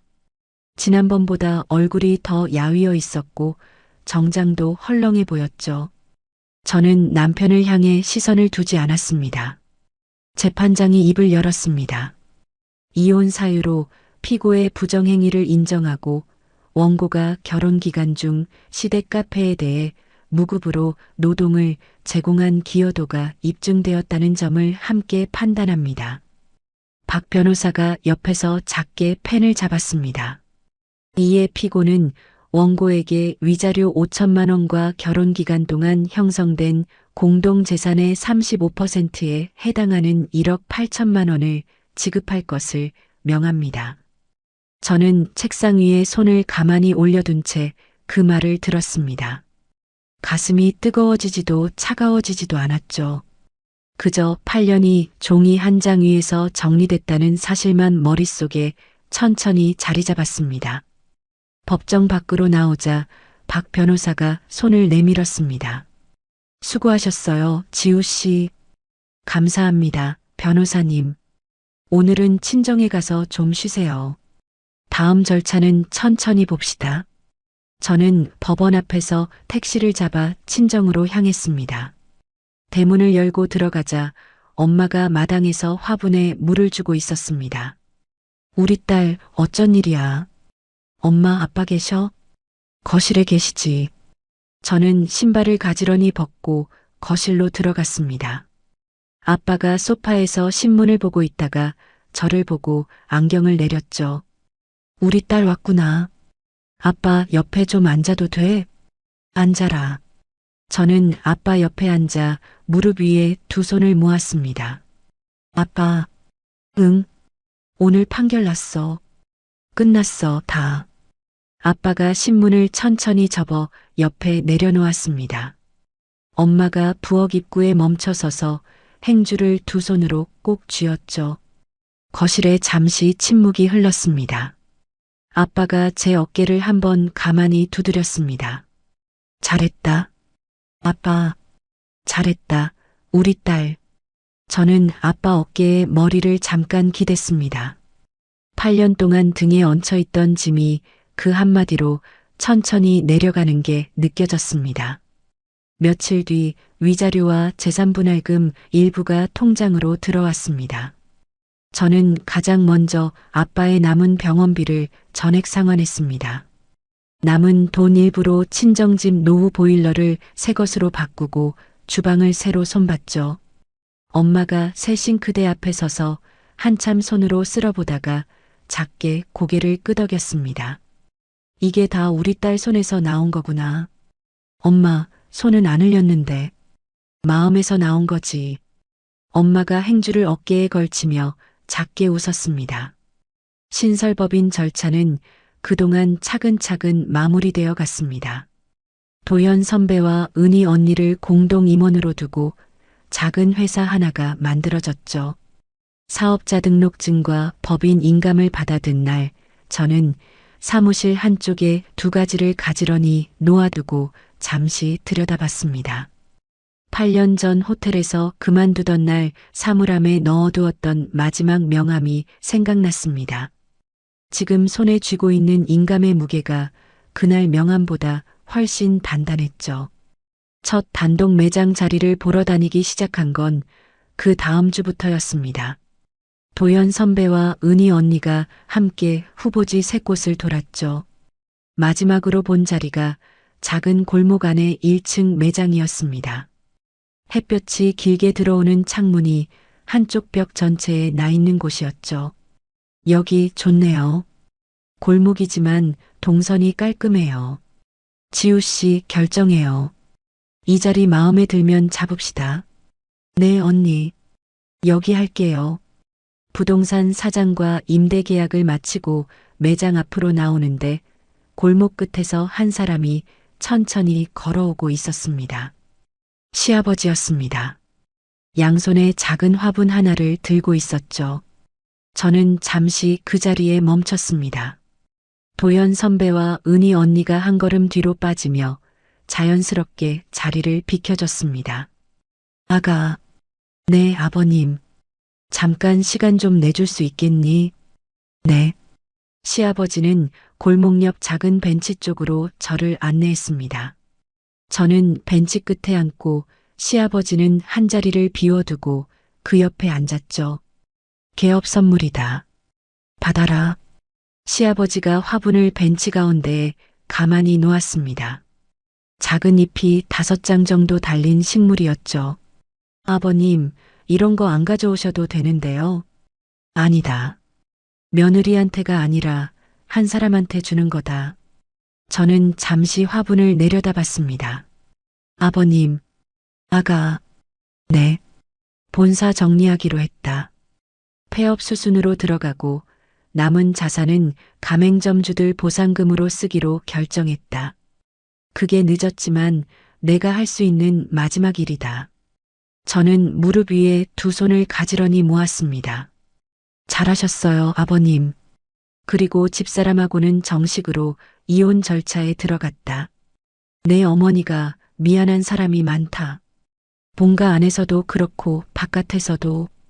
저는 시아버지 옆 얼굴을 잠시 봤습니다. 8년 동안 한 번도 본 적 없는 표정이었죠.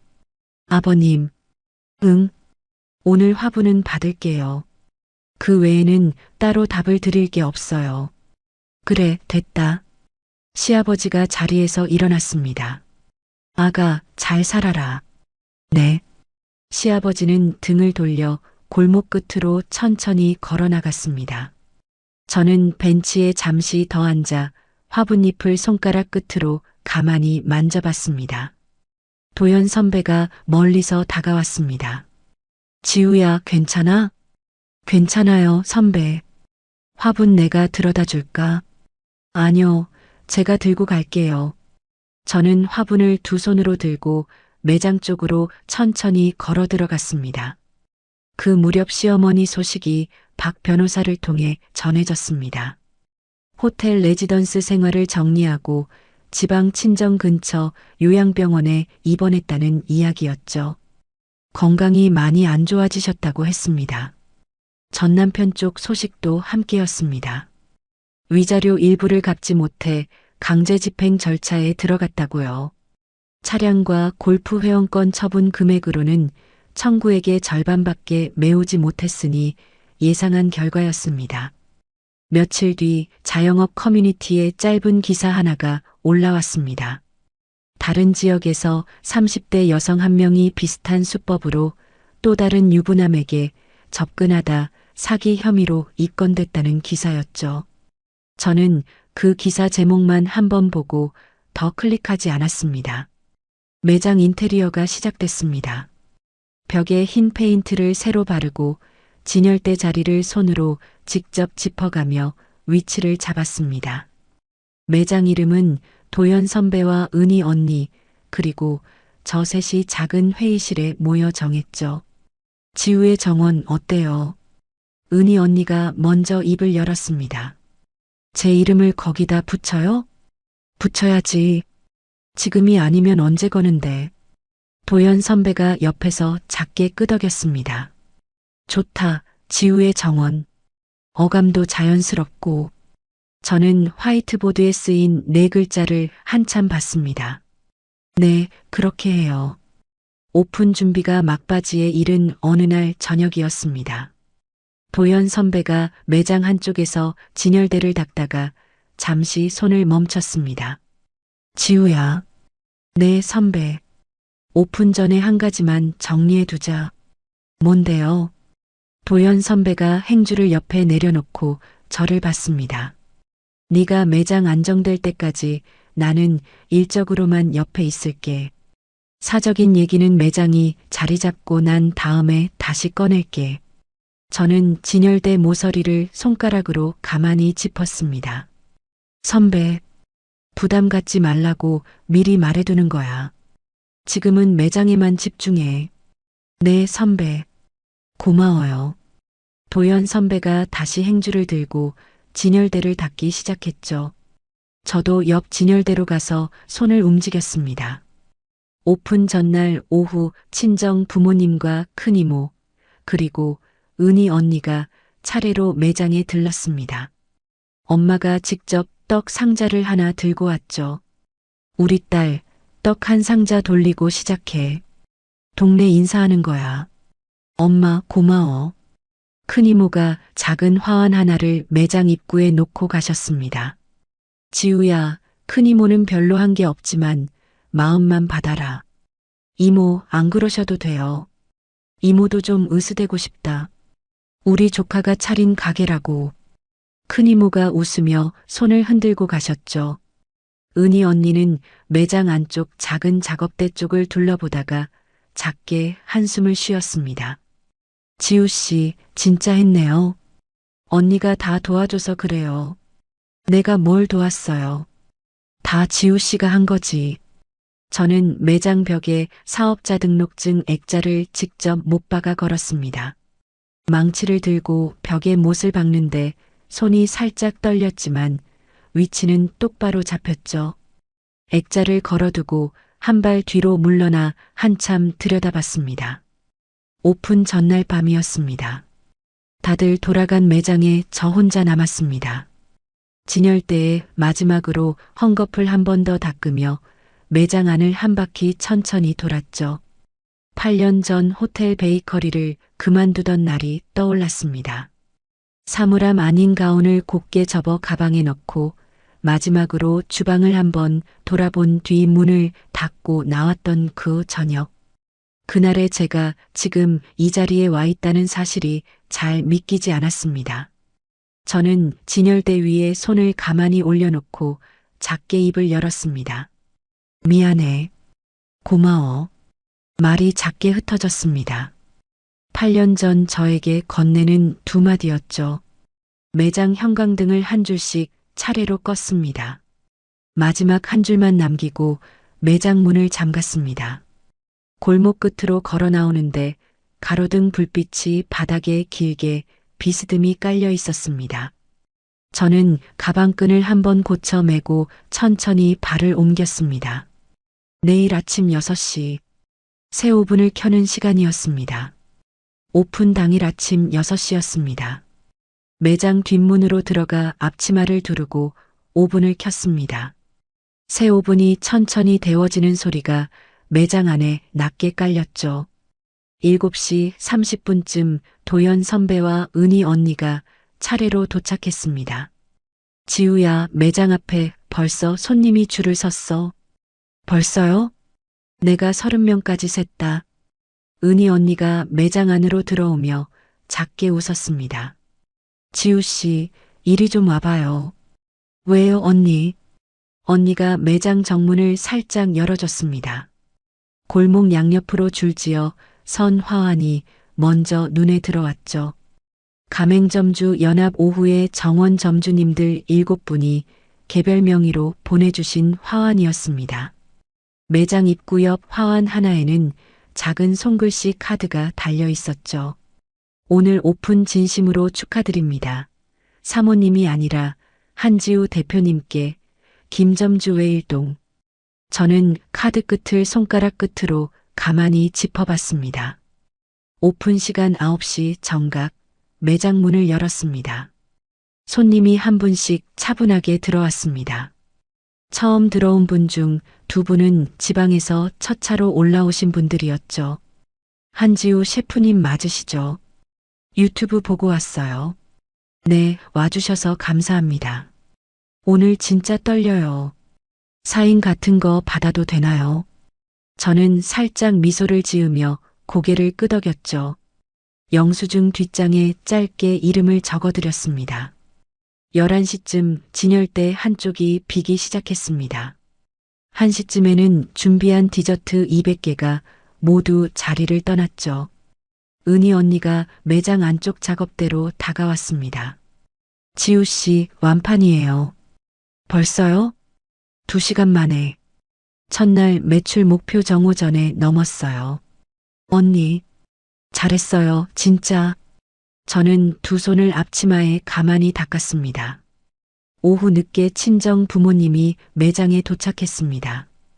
아빠가 매장 문을 열고 들어서며 가게 안을 한 바퀴 천천히 둘러봤죠. 우리 딸 가게가 이렇구나. 아빠 어떠셔? 좋다. 좋다, 우리 딸. 아빠가 벽에 걸린 사업자 등록증 액자 앞에서 멈췄습니다. 여기서 사진 한 장 같이 찍자. 아빠가 먼저 그러시는 거 처음이야. 내가 우리 딸 가게 자랑하고 싶어서. 엄마가 핸드폰을 들고 우리 둘을 향해 화면을 맞췄습니다. 저는 아빠 옆에 서서 액자가 잘 보이도록 살짝 자리를 비켰죠. 하나, 둘. 엄마가 셔터를 눌렀습니다. 해질 무렵 은희 언니가 매장 한쪽 의자에 앉아 저에게 말을 건넸습니다. 지우 씨, 잠깐 얘기 좀 해도 돼요? 네, 언니. 앉으세요. 저는 작업대 정리를 잠시 멈추고 의자에 마주 앉았습니다. 저 정리 좀 하려고요. 무슨 정리요?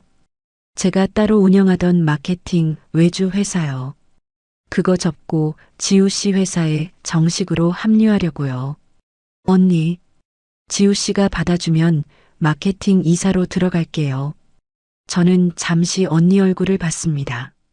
처음 박 변호사 명함을 슬쩍 밀어주던 그날 점심이 떠올랐죠. 언니 진심이에요? 네. 어차피 일 절반은 우리 회사 일이었어요. 이참에 정리하는 게 맞아요. 저는 자리에서 일어나 손을 내밀었습니다. 잘 부탁드려요, 이사님. 이사님, 호칭 어색하네요. 공식 자리에서만 이사님으로 부를게요. 평소엔 그냥 언니. 언니가 살짝 웃으며 제 손을 잡았습니다. 8년 전 호텔 동료에게 받았던 어떤 악수보다도 따뜻한 손이었죠. 첫 달 매출이 7천만 원을 찍었습니다.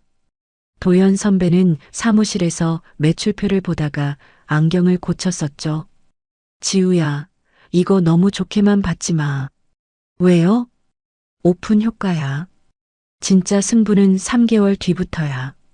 네, 저도 그렇게 생각해요. 저는 운영 계획표를 다시 손에 들었습니다.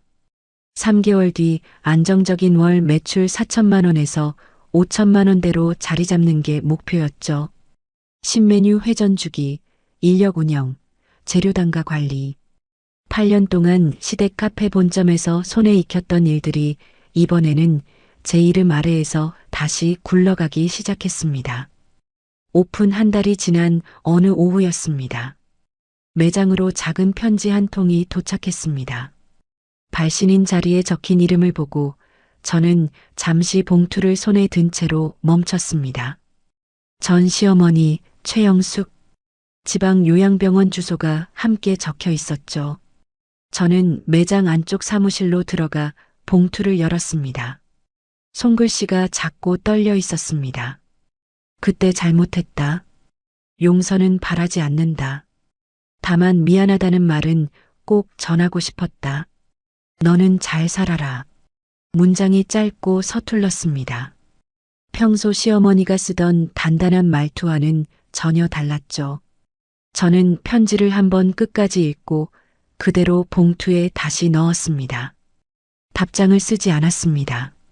매장 안쪽 작은 서랍을 열어 봉투를 깊은 자리에 가만히 넣어두었죠. 용서한다거나 하지 않는다거나 그런 답을 지금 정해야 할 이유가 없다는 생각이 들었습니다. 용서는 누가 정해달라고 한다고 정하는 게 아니더라고요. 매장이 오픈한 지 2달쯤 지난 어느 저녁이었습니다. 운영이 안정 궤도에 들어선 시점이었죠. 매장 정리를 마치고 사무실에서 다음 주 일정표를 짜고 있는데 도연 선배가 들어왔습니다. 지우야, 잠깐 시간 돼? 네, 선배. 선배가 작은 의자에 마주 앉았습니다. 오늘은 일 얘기 아니야. 오픈 2달 됐고, 매장 자리도 잡았고, 약속한 시점이 됐어. 저는 펜을 책상 위에 가만히 내려놓았습니다. 지우야, 일적으로 옆에 있는 거 말고, 한 사람으로 천천히 알아가고 싶어. 부담 갖지 말고 들어줘. 선배, 답은 지금 안 줘도 돼. 시간 필요하면 시간 가져. 저는 잠시 책상 위 펜을 손가락 끝으로 굴려봤습니다.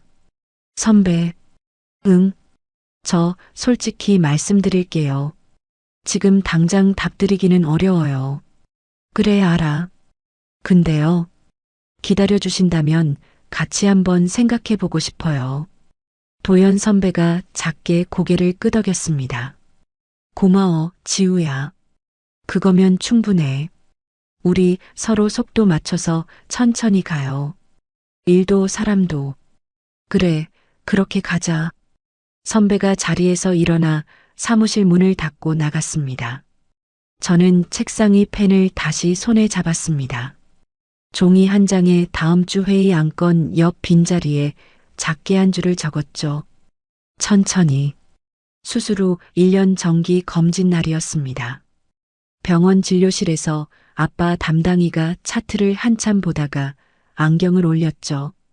아버님, 이 정도면 완치에 가깝습니다. 정말요, 선생님? 네. 앞으로 1년에 한 번씩만 정기 검진 받으시면 돼요. 아빠가 옆에서 제 손을 가만히 잡았습니다. 저는 다른 손으로 아빠 손등을 토닥였죠. 그날 저녁 친정 식탁에 미역국 한 그릇이 올라왔습니다. 엄마가 직접 끓인 미역국이었죠. 우리 딸, 오늘은 우리 딸 차례야. 왜 내 차례야, 엄마? 우리 딸도 1년 잘 견뎠으니까. 엄마가 미역국 그릇을 제 자리 앞에 가만히 놓아줬습니다. 아빠가 숟가락을 들고 먼저 한 입 떴습니다. 엄마도 자리에 앉으며 작게 웃었죠. 저는 미역국 위로 김이 올라가는 모습을 한참 봤습니다. 8년 만에 처음으로 식탁 앞에서 아무것도 걱정하지 않아도 되는 저녁이었습니다. 매장은 6개월 차에 2호점 입지 계약을 마쳤습니다. 도연 선배 회사와 정식 합작 계약도 체결했죠. 전국 단위 디저트 브랜드로 확장할 기반이 그렇게 자리를 잡았습니다. 같은 달 신입 파티시에 2명을 처음으로 직접 채용했습니다. 면접실에서 2사람과 마주 앉아 이력서를 한 줄씩 짚어가는데 8년 전 호텔 베이커리 면접실에서 떨고 있던 어린 제가 잠깐 떠올랐죠. 저는 미소를 지으며 첫 질문을 던졌습니다. 5분 앞에서 가장 좋아하는 시간이 언제예요? 매장 1주년 행사를 준비하던 어느 날이었습니다. 자영업 잡지 한 곳에서 인터뷰 제안이 들어왔죠. 특집 주제는 이혼 후 창업에 성공한 여성 사업가였습니다. 처음에는 잠깐 망설였습니다. 이혼이라는 단어를 잡지에 활자로 박는다는 게 마음 한쪽을 잠시 흔들었죠. 그런데 며칠 생각하고 나니 답이 분명해졌습니다. 이혼은 흠이 아니라 이력 한 줄이라고요. 저는 인터뷰를 수락했습니다. 인터뷰 당일 매장 한쪽에 작은 작업대를 정리하고 자리를 만들었습니다. 기자가 노트북과 녹음기를 작업대 위에 가지런히 올렸습니다.